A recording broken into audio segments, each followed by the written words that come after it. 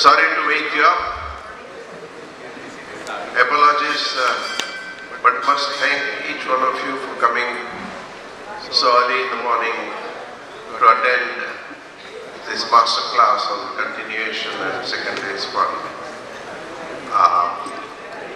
As you know, this has become a very important segment in the fund industry, and what we thought, we'll just have some interaction on the whole thing.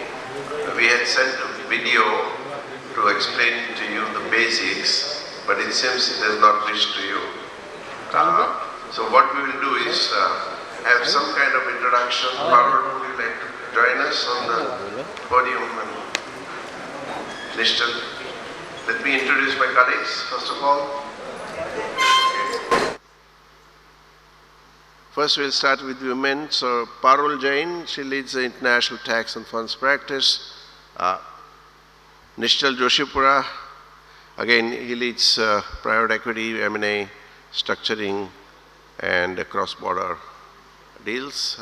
And then Ipshita Agarwal, so she is a member of the International Tax Team and Funds Team. So what I would like to do is to have Parul, would you introduce subject to the audience? So can we have a little round of applause so that we all wake up as well? Thank you so much. I really appreciate once again. And Parul, over to you. Thank you. Thanks. Thank you, Nishith Desai. So good morning, everyone, and thanks for making it here so early and well in time. This is supposed to be a masterclass between Nishith Desai Associates and Cooley. Unfortunately, Cooley was taken up with some last-minute engagement, so they couldn't join us. So what we're going to be talking about today is, secondaries and continuation funds purely in the Indian context. We've seen a lot of secondaries taking place in the last few years. The relevance has really gone up, especially from an Indian perspective. While they had, really come up globally as well, but at least the Indian market is also supposed to be, close to a $20 billion market, annually. So the relevance of secondaries cannot really be ignored at all. And GPs globally, have led secondaries. They've done strip sales, they've done extensions, they've done continuation funds.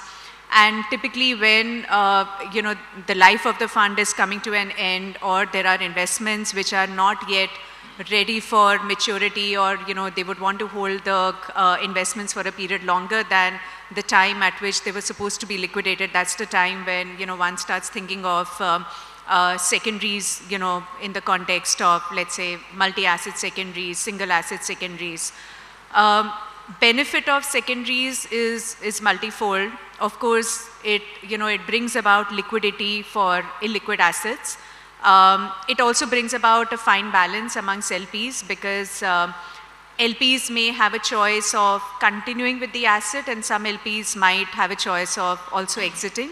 There are different ways in which this can happen. In a typical secondary, basically the fund manager decides a particular asset or what assets need to be continued, and or for which they would want to hold on for a period longer. Investors are given a choice whether to continue with the asset, or to roll over the asset into another fund, which could be a continuation fund, or there could be new investors, that could raise, that capital could be raised from new investors to buy out existing ones, or even to bring in money for existing assets. It helps the GPs also to increase the DPI. I mean, we all saw yesterday how the new measuring parameter for a fund is DPI. So it helps from a DPI parameter as well. And from an LP perspective, again, LPs get the liquidity that they're looking for, the LPs that would like to exit, and some LPs who would want to hold on to the investments, they also get a chance to roll over. So is this something which is, so easy, and something which is, it's a given, and it's a sure shot answer to, to all problems for illiquid investments? Not really. Secondaries continuation funds can be quite complicated. what all we have to deal with, and that's what we're going to be talking about in this masterclass today. We're going to be talking about different types of secondaries. We're going to be talking about how continuation funds are a subset of secondaries. We will be talking about how complex AIF regulations combined with exchange control, tax, make the structure viable or unviable. We will also talk about the whole concept of gift city coming into this whole secondaries and continuation fund angle, and how a gift city structure is possibly a little bit more flexible as compared to a pure domestic fund structure. One also needs to think through different perspective. There is a cost associated with any secondaries. The cost could be in terms of tax, cost could be in terms of getting a proper diligence done on the asset. There would be negotiations with investors. Manager needs to think through its fee structure. What happens to the carried interest? Do you take a carried interest? Sorry, I didn't cheat. Do you really take a haircut on the carried interest? Does the manager get a carried interest for for at least the investors that had exited? There are, of course, conflicts that one need to think about, which is again something which we are going to be talking about. Typically, secondaries have been restricted to fund restructurings or sale of multi-class assets, but now we are seeing single asset secondaries getting increasingly common. The biggest one was, of course, Chris Capital for the NSC transaction, where Chris Capital set up a continuation fund for NSC, the 100 million continuation fund which was set up, and that was one of the biggest. We've also seen that the interest in secondaries is going up because of the increasing uptick in the IPO market, in the public market space, where managers and of course LPs want to hold on to investments which are probably looking at going public within an 18 to 24 month time horizon, and therefore this space is getting even more increasingly popular. We're seeing a real upsurge in setting up of secondaries funds. There are quite a few names which are there, which are operating both at an offshore level as well as at a domestic level for secondaries fund. We've seen SEBI also come out, toying with the idea of continuation fund. They came out with a liquidation scheme, and then they went back, and then they, decided how to deal with a dissolution period and giving a kind of an extension to funds, provided certain parameters are left. So we'll talk about that, but the point is that one cannot ignore secondaries. Their importance in, the PE space has only gone up. And we are seeing a lot of, secondaries and continuation fund transactions which are taking place. But one really needs to bear in mind the complex jugglery of tax, exchange control, securities law, and cross-border transactions which need to, which come into play. So I'm actually going to, and Nishith, do you want to talk a little bit about the Gift City Fund, Gift City in some context, and then maybe we can go to Nishchal and talk about what different type of secondaries play out. Would you want to talk a little bit about Gift City and how it's playing out? Oh, I think we will be discussing, am I audible? No.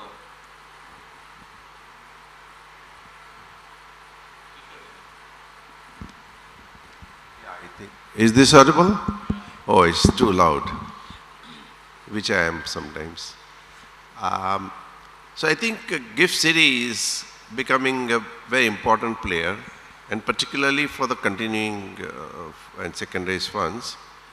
One interesting part of the game is that when you set up a continuation fund, acronym I'll use, I won't use secondaries all the time, but assume that is included in that. When you set up a new fund which takes over the assets from the earlier funds, few interesting issues arise. One, with regard to the transfer pricing, at what price you transfer. Now, interestingly, Gift City, even though it is kind of a foreign enclave within India, for exchange controls, for insurance, for SEBI and other kind of purposes, right? As far as taxation is concerned, it is still part of India. from a concept perspective. So, when you talk of transfer pricing in the context of international tax, transfer pricing is basically a transaction between two related parties on a cross-border basis. So cross-border is a very important part of transfer pricing concept in India. In many other countries, even domestic transfer pricing rules are there. But by and large in India, except if you go through the GAR provision, it's different ball game altogether. But otherwise, as far as the transfer pricing regulations are concerned, they apply only to cross-border transactions. Therefore, one way to look at is that GIFT City is not a foreign territory for tax purposes. Okay. Therefore, the valuation disputes which often happens may not happen in case of GIFT City. It's a major advantage. What I'm trying to say is that normally you will have to transfer the assets on an arm's length basis. Now, arm's length basis, the valuation becomes a problem. Now, you have properly done valuation, but department has a tendency to challenge anything you do, right? So, that issue arises when you have transfer of assets to continuing funds outside India because it's a cross-border transaction. If it is done through GIFT City, more likely than not, that issue will not. So litigation risk is reduced to that extent. That's one thing. Secondly, the diversification rule that exists in the domestic AIF, that diversification rule doesn't apply as far as GIFT City funds are concerned. So you can have single asset transfer also to the GIFT City continuing funds. So therefore, you don't need to have multiple assets and the diversification, all of you are aware about that. So I would think that these are a couple of advantages of getting into GIFT City. And of course, we have to now look at ADGM to Dubai to Singapore, of course, has been traditional. There are other markets which we'll talk about separately. But, and also we have a special session on GIFT City with Mr. Rajaram, the chairman of the GIFT City, IFCA. And at that point of time, we'll discuss more in detail, but maybe you can continue explaining. Thanks. Thank you so much. And of course, we'll talk about valuation also as we move ahead, but Nishchal, over to you. Let's look at what secondaries really means. Sure. Thanks, Parul. So there are typically three types of secondaries, GP buyouts, LP buyouts, and portfolio buyouts. What happens in a GP buyout is the target is the manager or the GP, whether in India or offshore. And just to give an example, InvestCorp bought IDFC's management entity, which was managing real estate fund and private equity fund, right? Now, in that situation, the fund remains the same, the portfolio companies remain the same, but the manager's shares change hands to a new entity. In certain situations, if the same manager is managing multiple funds and the GP buyout is happening only with respect to certain funds, then the management contract is assigned to a new entity of the acquirer in India, and that's how the GP buyouts take place. So in the first situation, the GP changes from the existing GP to the new GP. In the second situation, which is LP buyout, again, this is public knowledge, so I can share. In LP buyout situation, the LPs transfer their stakes in the funds to new LPs. So existing LPs who need exits, they transfer their stakes to the new LPs who come in the existing fund and get an exit. Now, Collar Capital and some of these large secondaries funds in the world, they typically buy the secondary stakes of LPs in the funds. Now, in all LP buyout situations, the GP's role is also very important because typically in all the funds, LPs are not allowed to transfer their stake without the consent of the GP. Plus, the new LP would want to conduct diligence on the target, understand the fund documents, for which the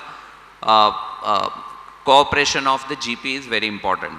So, in the second situation, only LP stakes get transferred, the fund remains the same, the GP remains the same. The third situation which we are seeing a lot, these days are the portfolio buyout situations. So what happens typically is, there is a fund, let's say a 10-year fund, which is at, let's say 7 or 8 years of its fund life, just 2 years are left. And let's say out of 20 investments that the fund has made, 8 to 10 investments are still illiquid, right? Now, the LPs are pressurizing the GP that only 2 years are left, 10 investments are still pending. We want to, we want liquidity for what we have invested, right? And today the game is all about DPI, as all of you know, right? Investors want to see their money back. And that's the only way they will be reinvesting in the next fund of the same GP.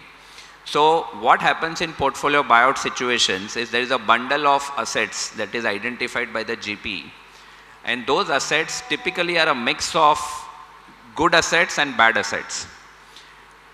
Because it's a bundle, there is a price that is arrived at for a combination of the good assets and bad assets, and a price is arrived based on which the deal happens. Now why this works both for the buyer and the seller is because for the seller, let's say out of 10 assets, 2 assets are blockbuster assets, but 8 assets have not turned out to be good, which is typical in a venture capital ecosystem. In this situation, what happens is the 2 assets which are good compensate for the 8 bad assets. And if the GP goes to sell these 8 bad assets individually, there won't be any buyer that would be available, right? So the 2 blockbuster assets are an incentive to sell or buy the 8 dud assets. And that is why portfolio buyouts are becoming very popular. And to give one example of portfolio buyout, like Madison has been doing portfolio buyouts quite often. Some of the largest secondaries funds of the world have been backing them. And what happens is, and we have seen live in situations and in deals that we have done, where in one of the deals, the consideration paid for 10 assets was recovered plus 1.5x profit just from one asset. So even though 8 to 9 assets go dud, the one asset will recover the entire investment along with profits.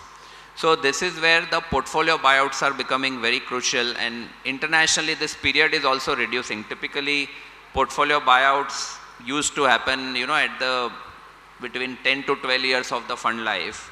Now that period is reduced to 7 years internationally, because now everybody understands secondaries funds, how they are important for giving exit to existing LPs. Every GP wants to raise second, third fund. So this product is becoming super popular in the private equity industry and the venture capital industry. And that's where, we will discuss in detail each of the legal and tax considerations for each of the secondaries.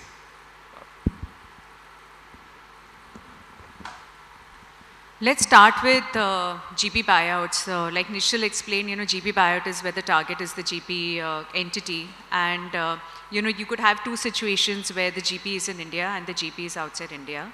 Indian GP, a typical, AIF structure where there's a fund in India managed by a manager in India. You could have a separate sponsor as well. Now, when the GP buyout takes place, and, this could be, let's look at simplistic situation where, the GP entity or the manager entity is set up as a company, and there is a change in shareholding of the manager. If there is a change in the shareholding of the manager, then, under SEBI AIF regulations, if there is a change in control, which would bound to happen in this instance, then you do need to go to SEBI to get an approval. You do need LP approvals as well. I guess in any case, in a secondaries, you would anyway have to go to investors to get an approval, and the manager would need to deal with that. The tricky part would also be that, let's say that if the manager is in India, and, we've seen situations where, in one of our transactions where we worked, where the change in shareholding was taking place at multiple levels above. So the Indian entity was actually a wholly owned subsidiary of a foreign entity, and the JV was at multiple levels above. That too, it was like a 51-49 JV, and the change in control definition under SEBI AIF regulations is wide enough to cover an indirect, change in control. So we really had to go through a lot of hoops to, to figure out whether there is a change in control. This should be regarded as a change in control under the AIF regulations. And finally, we did take that view. And so imagine going to SEBI and, giving your details of the entire structure, up the chain and, taking approvals for the change in control. So that's one aspect. Sometimes one also needs to look at what the form of the entity is. Because if it is, let's say if it is an LLP and the manager is set up as an LLP, the sponsor is set up an LLP, typically, when there is a GP buyout, there is going to be a change in control of both the entities, the sponsor as well as the manager, if these are two different entities. So at the level of the LLP, if there is, a change in control, currently the AIF regulations are quite vague with respect to what really qualifies as a change in control. So even a slight change in the partnership at the LLP level would be sufficient to trigger a SEBI approval, but probably one should just bear in mind that one needs to go to SEBI and take an approval for change in control. At times, there could also be a complete change in sponsor or a manager in case of a GP buyout, and if that's the case, then again, of course, one needs to go to SEBI and pay the requisite fee. Combining this with, exchange control issues is something that one really needs to think about. From an exchange control perspective, there are 2-3 aspects. The first aspect is if the manager and the sponsor are both Indian owned and controlled, then the investments made by the AIF are not regarded to be investments made under the FDI route. Now, if the change in control of the manager or the sponsor makes this entity a foreign owned and controlled entity, because if the person who's coming in and buying out is a foreign person, and this leads to a more than 51% ownership from abroad, then this could mean that all the investments made by the AIF will now be regarded as investments which have been made under the FDI.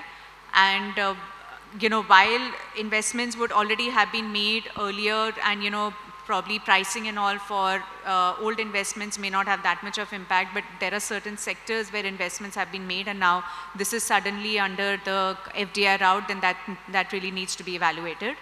The other aspect would be that, again, going back to the form of the entity, if the manager is set up as an LLP, then, there is a sort of a gray area as to whether a foreign person can really hold partnership interest in an LLP, which is in financial services sector.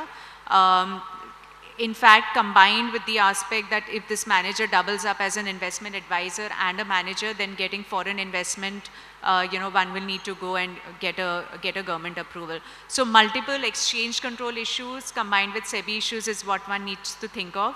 Of course, there is also going to be tax because if the manager is exiting, then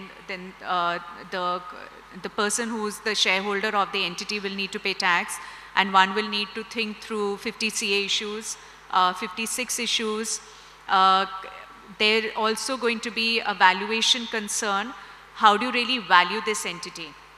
Now, of course, there is going to be a valuation which is going to be agreed between the purchaser and the seller, the incoming GP and the outgoing GP, but at the same time, this will need to be backed up by a valuation report from a tax perspective as well. So I think that's, those are some of the things that one will need to think about. So just on the competition law issue, and this is often the most ignored aspect in any GP buyout situation, because typically the funds lawyers are not trained on competition law. There is a separate team which looks after competition law, and which is why there are a number of transactions that have gone through penalty from Competition Commission of India. Just to give a simple example, how this issue is ignored when the analysis is done. What happens is when you are buying a manager or a GP entity, let's say the deal value is $5 million. Right, for acquiring the GP entity. Now, under competition law, there is a requirement that if you are acquiring any assets or shares or control or any other rights in a portfolio company or in any other entity, which triggers notification requirement, then you have to approach Competition Commission of India before you can consummate the transaction. Now, there is a de minimis exemption under competition law, where it says that if the target company target company's turnover is less than 1250 crore or its assets are less than 450 crore, you don't need to make notification to the CCI. Now the simple way to look at this is, if you look at the manager entities or GP entities turnover or assets, they will be less than 1250 crore and less than 450 crore, right? But the biggest issue here is you don't stop at the manager entity, because what is required to be evaluated is entities controlled by the manager, their assets and turnover also get added for competition law purposes. So it's not just, let's say the manager entity's turnover may be, let's say 30 crore. But what does the manager entity control? It controls the fund. What does the fund control? Fund controls a lot of portfolio companies, right? Now the interesting thing under competition law is the definition of control is the broadest you can ever see in any other law in India. Even if you have one affirmative vote right as a fund in a portfolio company, it is considered as controlled by Competition Commission. And typically in all the deals, you will have affirmative vote rights as a fund, right? Which means that when you are acquiring a GP, you not just add the turnover and asset of the GP, you add the turnover and asset of the fund, you add the turnover and asset of all the portfolio companies where the GP, where the fund has invested. So while it may look like a $5 million deal, if you look at the turnover and the assets of all the three categories, it might cross 5,000 crore in turnover and 10,000 crore in assets, depending on, you know, what sector you are investing in. So there are many penalty orders from CCI where the funds have overlooked this situation in case of GP buyouts. So it is very important that this analysis is done properly when you are doing the deal. See, Ipshita, if you can be quick, about 5 minutes, maybe we'll also have some questions, couple of them. So please go ahead. Hello, am I audible? Yeah. Sure. So I think we discussed the situation in of a case where a domestic GP buyout is happening. There may also be a situation where a offshore manager is being bought out, and we have to sort of see what are the India considerations in that case. Typically, if a offshore manager is being bought out by another buyer who's oversees any offshore GP wanting to take control of that entity, there should not be any India-related issues, at least from an exchange control perspective. We'll have to see exchange control very closely if an offshore manager has to be bought out by an Indian manager, because in India, the overseas investment in the financial services sector is highly regulated. And for an Indian manager to be able to buy the offshore manager, the Indian entity will have to have a 3-year profitability situation. They will also have to take a no objection certificate from the regulator in India, and they have to be registered or regulated in the first place. So for example, if there's an Indian manager of an Indian AIF, the Indian manager is considered to be regulated. That Indian manager will have to take a NOC from SEBI before they go ahead with this acquisition transaction of the offshore manager. For example, in another situation, if there's an investment advisory entity which is not regulated by SEBI and wants to do an offshore acquisition, it will not be possible for such type of an entity to do an offshore acquisition because of lack of regulation from SEBI, in case it is advising only to offshore clients.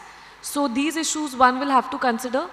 From a tax perspective, very important to consider whether indirect transfer tax implications will arise or not, because even if the buyout is happening at the offshore level and the offshore manager is managing a fund which is ultimately investing in India, whether it may be a co-invest structure or a unified structure, irrespective, we'll have to see if indirect transfer gets triggered. Indirect transfer will get triggered if the manager, the offshore manager entity is considered to derive substantial value from India, that is more than 50% of its value is from Indian assets. So if in case of a offshore fund which is only investing in India, it may be very much possible that this condition is triggered even in case of an offshore manager buyout. If that happens, all the tax considerations will come into play. The buyer will have to do a withholding. We'll also have to comply with the valuation rules for indirect transfer, which again have two set of valuations, because first one has to value both the Indian assets and the foreign assets to see if indirect transfer is getting triggered or not. And if it is getting triggered, another set of valuation has to be done of the assets to determine the fair market value at which the transfer can actually take place. So these things will have to be considered. So competition law issue remains the same for the offshore fund, but a quick summary on the commercials, which are very important in these type of deals. So one of the issue which always arises is on the carry, and there is a lot of discussion that happens on what should be the carried interest number going forward, and there is a split of economics that is negotiated between the buyer and the seller. And sometimes because they don't agree on what should be the right carried interest numbers, there is a deferred consideration and earn-out structure that is typically negotiated between the buyer and the seller to address the valuation concerns between the two.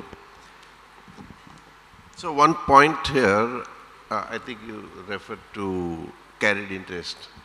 How many of you know that Trump is trying to change the law in the US for carried interest being treated as a business income? How many of you know that? Right? Now what is the answer in India? To some extent, gift city. Because in gift city, business income is tax exempt. So if you treat it as a business income, it may still be exempt, or otherwise you are not worse off with capital gain. So as I understand, once Trump brings this regulation, world over things will begin to change. More and more countries will, so we'll have to really design carried interest structures in a very careful way, so that, we are protected to some extent, depending on the situation. But if they treat it as business income, maybe we are better off in gift city. We'll discuss some of these aspects when we come to the special session on gift city with Mr. Rajaram at about 11 o'clock or something like that. So please make sure that you are all there. Yeah, thank you. Just very quickly on LP buyouts, and I'll just make 2 points here and we can move on. In an existing funds, when LPs are being bought out, there is a potential double tax issue, because when an LP is coming in and LP is going out in an AIF kind of a structure, the incoming LP does not get a step up on subsequent exit by the fund. So, because the trust is a pass-through, the trust will pay tax on the historical cost of the investments, and that cost, because it's a pass-through, it will get borne by the investor. However, because the LP has changed hands, the LP has already paid fair value for the investment, so the LP does not get a step up. That's point number one. The second point is that, we have seen situations where people have tried to do this structure by setting up a new fund, migrating, getting new LPs into the new fund, using that money to buy out assets and giving an exit to the LPs. In that kind of a scenario, there is a relocation which is being permitted by Gift City, but that's only for an offshore fund to Gift City. A relocation is not permitted by an AIF to Gift City. So, that's something again which probably is worth looking into. Just a quick one on the competition law issue now. All of us will typically feel, oh, it's an LP to LP transfer. There is no change in control. GP is still in control. Why should competition law apply? Now here again, because the definition of control includes any rights that you have, if the exiting LP has certain control rights or veto matters on certain decisions which the new LP is inheriting as part of the buyout of the existing LP stake, then the new LP also needs to go to Competition Commission for an approval before the acquisition is done. So again, one of the most overlooked things in LP buyout situation is competition law, so something to be taken care of. Next. So the last one is on the portfolio buyouts. Now, why portfolio buyouts work we discussed. It's a combination of blockbuster assets and dead assets, and that's why it works very well both for the seller and the buyer. But there are certain very interesting issues, which have come up. We have worked on few interesting portfolio buyout deals. So one is the tax issue. So there are different type of structures. Either the domestic AIF is transferring stake or offshore fund is transferring stake. At what level should the acquisition be done? So whether the grandfathering benefits are available if it's an offshore fund, whether the investments were made prior to 2017 where India Mauritius or India Singapore tax treaty benefits could be available or not. So those issues come up in case of portfolio buyouts, right? Exchange control issues also become very interesting because sometimes what we have seen is that the buyer fund has both a domestic fund and an offshore fund, and the seller fund also is a domestic fund and offshore fund, right? Now, in one situation it will be resident to non-resident transfer, in the other situation it is non-resident to resident transfer in the same portfolio company. So you have to do the transaction exactly at the same FMV for the transaction to go through, because non-residents cannot buy below the FMV and non-residents cannot exit above the FMV, right? That's the rule in India. So it becomes very important where there is a combination of non-resident and resident buyers and sellers, that the transaction takes place exactly at the FMV. Now the problem arises here because sometimes that FMV could become difficult for the portfolio company deals which are also happening sideways, right? So for example, sometimes the ESOPs are being granted by the portfolio company. The moment this price is determined, the ESOP also, the employees start facing scrutiny from the tax department that this transaction happened at this price. So instead of adding the perquisite value as this much, it should be something extra and you should pay tax on that. So that's one issue. Competition law issue, very important. Typically what we have done in other deals is 8 to 10 portfolio companies have been bought at one go. Now interestingly what happens is, even if 9 portfolio companies are exempt from a competition law perspective, even if one portfolio company meets with all the tests of notification, because all 10 are interconnected, under competition law there is a requirement of notifying CCI for interconnected transaction. So your one portfolio company that is notifiable will make all your 10 portfolio companies notifiable with the Competition Commission. So again, very important to ensure that all 10 portfolio companies which you are buying are exempt from notification requirement. Securities law issues, sometimes if one of the portfolio company is a listed company, UPSI, unpublished price sensitive information, and all those issues need to be taken care of by the GP. And the last point is on documentation issues.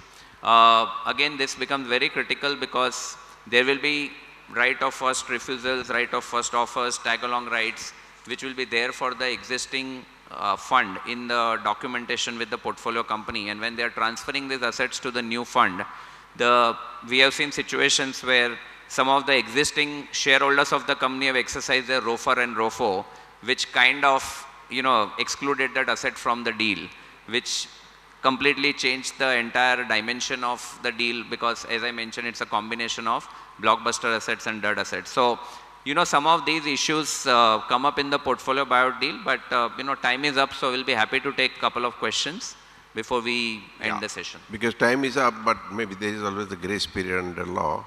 So 1 minute or so we can spend, and then I think others are waiting for the whole. So if there is very pressing, urgent question, please go ahead. Yeah. No, Nishith Bhai, she is gracious. She is offering 5 minutes. Oh yeah, okay, time is up. So let it. Yeah, please. So. Do you have the mic? Introduce yourself and ask a question. Don't have too long a conversation. Yeah, hi. My name is Poonima and... we can't hear you. Hi. Am I audible now? Slightly.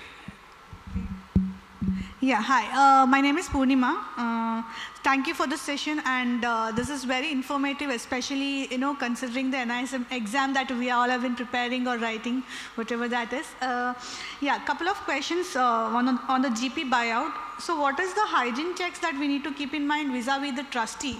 You mentioned about the SEBI approval, LP approval. What happens at the trustee angle, because trustee is the one who assigns the investment manager with all the duties. When GP buyout happens, what is the angle that we need to see there? And another question is from a portfolio buyout perspective. Does that automatically lead to liquidation of the fund? What happens to the fund then thereafter? So these are the two things. So on the trustee angle, see, if there is a manager buyout that's happening, if the same entity is changing its control, then the agreement is between the manager and the trustee. Of course, practically speaking, the trustee knows, and because there are times back-to-back indemnities between the people who are in charge of the manager. But legally speaking, nothing changes there. If the manager itself is changing, then of course there is a new agreement that comes into play, which subsequently changes. On the portfolio buyout, it depends, on the documentation that has been signed. So there are two situations: the manager changes, and the second situation is like a continuation fund where the manager remains the same. Now, in most of the shareholders' agreement, affiliate transfers are always exempt from transfer restrictions. So if it's a continuation fund where the manager is continuing, then in all probability you should be able to get an exemption for affiliate transfer where you don't have to make an offer to the other shareholders. But in a third party manager situation who is acquiring the portfolio and setting up his own platform, in that situation you'll have to make an offer to other shareholders, and then there is always a risk if somebody else picks up, then that asset has to be excluded from the deal. So thank you very much. I think as a mark of respect to the other panelists and the panels coming up, we'll close this session. If you have any questions, feel free to write or let us know. We are all here during the course of the day. And really appreciate your waking up a little early morning to come and join us. Thank you very much. We must applaud all of you who are attending here. So thank you so much.